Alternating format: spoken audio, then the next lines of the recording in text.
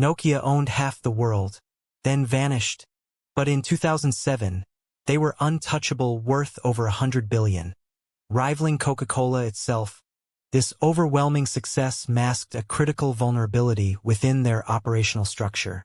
They operated under the dangerous illusion of complete market invincibility. The core error lay in believing hardware distribution provided sufficient immunity. They fundamentally mistook physical assets for impenetrable software platforms. Internal memos reveal a profound cultural arrogance among the executives. They celebrated themselves as the sole custodians of the entire mobile phone industry. These internal declarations ignored the rapidly shifting technological paradigm. They failed to anticipate the inevitable and massive software revolution coming soon. Contrast the bustling, industrial might of Finnish factories with the quiet emergence of a sleek glass rectangle. This visual disparity defined their fatal blindness. The focus shifted from physical ownership to the intangible realm of software ecosystems. This shift proved far more consequential than any hardware moat. The true battleground was moving from controlling components to owning the user experience. This transition exposed their profound strategic ignorance. The illusion of invincibility crumbled under the weight of evolving demands. Hardware dominance proved to be a temporary, fragile shield against change. The weight of this realization brought forth a desperate need for radical reinvention. Nokia was trapped by its own historical success and rigid internal structure. The path forward required abandoning the comfortable, established boundaries. Only a complete systemic overhaul could break this suffocating grip. This was not merely a product change, but a fundamental shift in how value was created. The old structure could no longer support the future's demands. The empire's zenith was built on sand, waiting for the inevitable tide to wash away its carefully constructed facade. The reckoning was approaching fast. The Finnish spirit, known as sisu, instilled a deep cultural value in durability and absolute reliability. This focus translated directly into a hardware perfectionism that defined every Nokia device they ever produced. Yet, this dedication to physical excellence masked a profound systemic vulnerability within the software architecture. The Symbian operating system, designed for simplicity, quickly devolved into an unmanageable and sprawling code fortress. The original kernel was built for extremely slow, antiquated modems, creating an inherent mismatch with modern demands. Internal organizational silos formed around feature phone roadmaps, isolating innovation from the broader technological reality.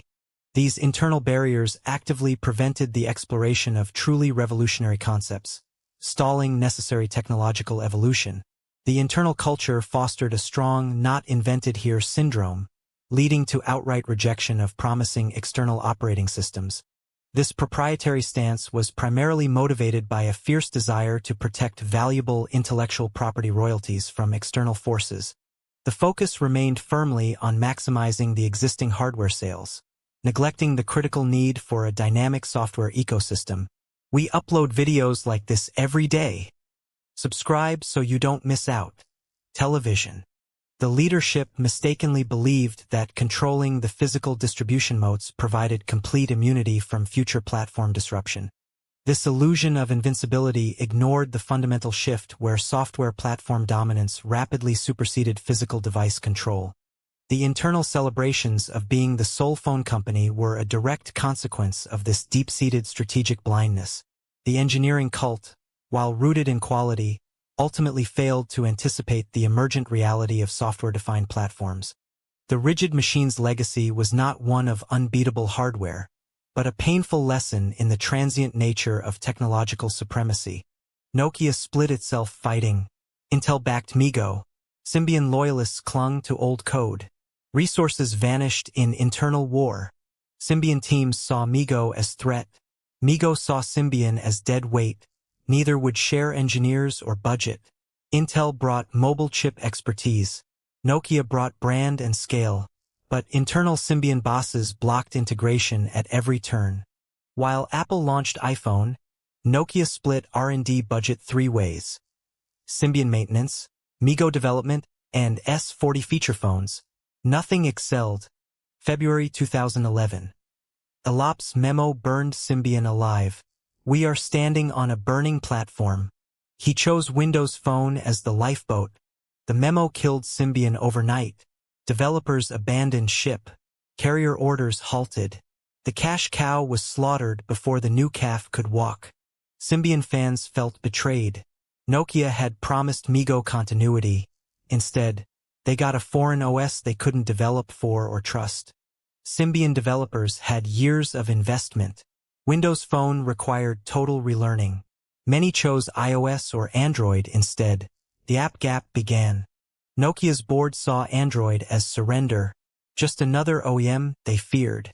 They ignored that Symbian was already making them no OEM in smartphones. Minutes show dread, becoming a hardware maker for Google's OS. They failed to see that without an OS, they were already irrelevant. While R&D starved, Nokia spent billions on buybacks and dividends. Shareholders got cash. The platform got nothing. Symbian app ecosystem had zero growth. No App Store incentives. No developer outreach. Meanwhile, Apple's App Store exploded with 100,000 apps. Nokia treated OS as firmware. They missed that iOS and Android were platforms. Platforms need developers. Developers need revenue. Revenue needs users. Nokia maximized Symbian profits. That starved future platforms. The cash cow ate its own seed corn. The dilemma was quantified too late. The beautiful Lumia phones carried stunning hardware, masking a profound emptiness within the software ecosystem. This stunning hardware arrived in a market starved for meaningful applications, creating an insurmountable barrier to true user engagement. Developer exodus data clearly illustrated a death spiral, showing how the lack of apps destroyed Nokia's potential growth trajectory. The relentless cash burn rate pushed the company into severe financial distress, threatening its very existence in the competitive landscape. The patent portfolio became the sole remaining balance sheet asset, a stark realization of how intangible assets replaced tangible value.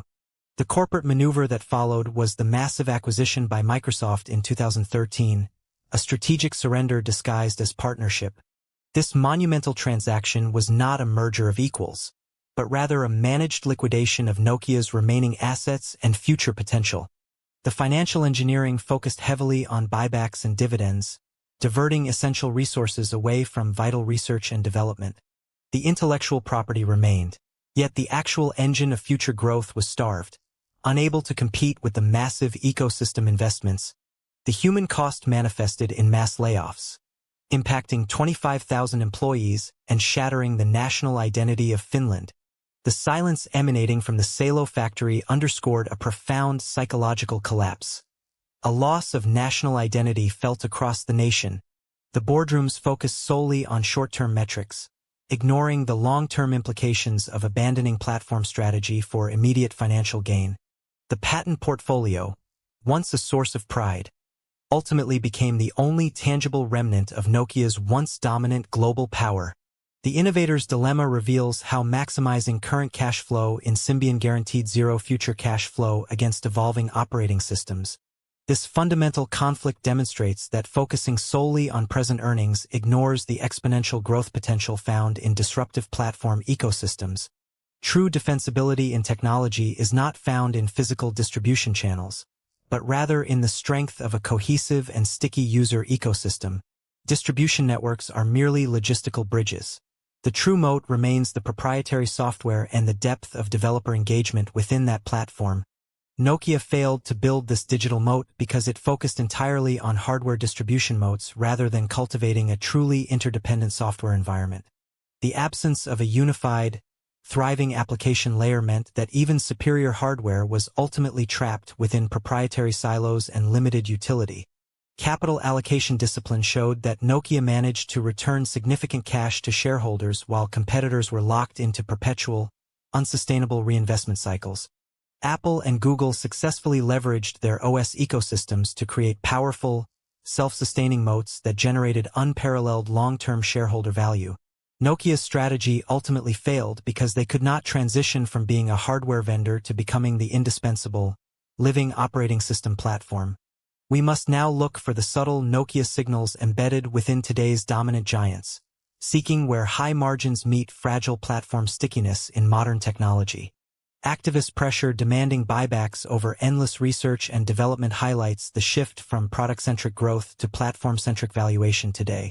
The pursuit of high margins through hardware sales is now insufficient. Enduring success demands building platforms that lock users into an inescapable, evolving digital reality. Welcome! Before we begin, hit subscribe so you don't miss our daily updates. Bell don't miss out.